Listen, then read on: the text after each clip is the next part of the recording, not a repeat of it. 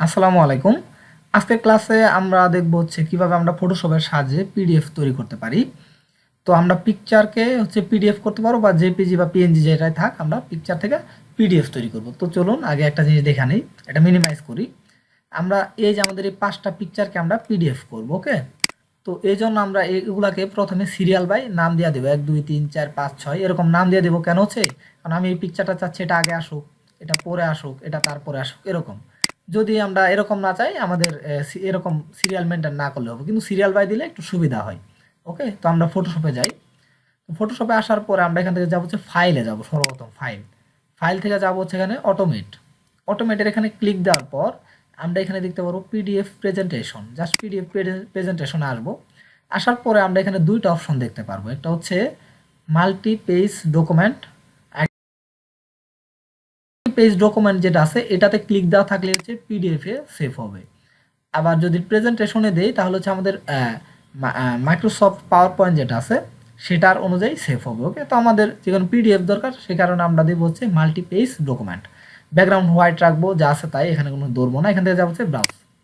ব্রাউজে যাওয়ার পরে এই যে আমাদের যে 5টা পিকচার আছে, তো ডেস্কটপে ছিল সে কারণে সামনে চলে আসছে। জাস্ট আমি এই 5টাকে সিলেক্ট করে দিব, কন্ট্রোল ধরে জাস্ট 5টাকে আমি সিলেক্ট করে দিলাম। তারপর এখান থেকে ওপেন। এই যে আমাদের এগুলো প্রায় সিরিয়াল বাই চলে আসছে, দেখছি 1 2 3 4 5 এরকম। যদি একটা উপরে নিচে করতে চান তাহলে ক্লিক দিয়ে ড্র্যাগ করে উপরে নিচে এখান থেকে করে দিবেন। ওকে, জাস্ট আর কিছুই করতে হবে না, এখান থেকে জাস্ট সেভ। আমরা ডেস্কটপে সেভ করব, ডেস্কটপ দেখাই দিব।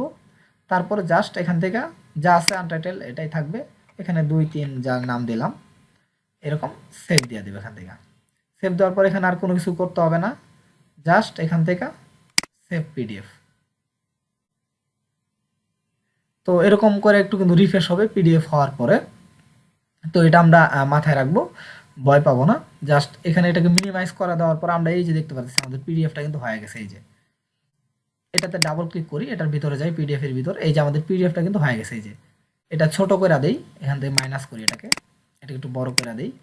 তো আমাদের এই যে 1 নাম্বার এটা আসছে পিডিএফ, এই যে পিডিএফ কিন্তু আমাদের হয়ে গেছে। ওকে, তো এর মাধ্যমে কিন্তু আমরা ফটোশপের মাধ্যমে কিন্তু আমরা যে কোনো পিকচারকে এরকম পিডিএফ করতে পারি। অনেক সময় দেখবেন কি আপনি একবার দিবেন, সেক্ষেত্রে আবার একটু অনেক সময় হয় কি এটা কেটে যায়, পিডিএফটা হয় না, নষ্ট হয়ে যায় পিডিএফটা।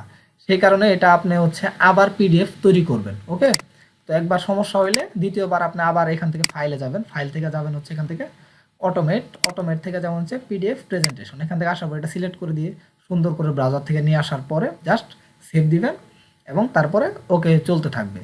ওকে, তো আশা করি সবাই বুঝতে পারছেন কিভাবে আমরা ফটোশপে পিডিএফ তৈরি করব। তো আজকের ক্লাসটা এই পর্যন্তই, সবাই ভালো থাকবেন। আসসালামু আলাইকুম।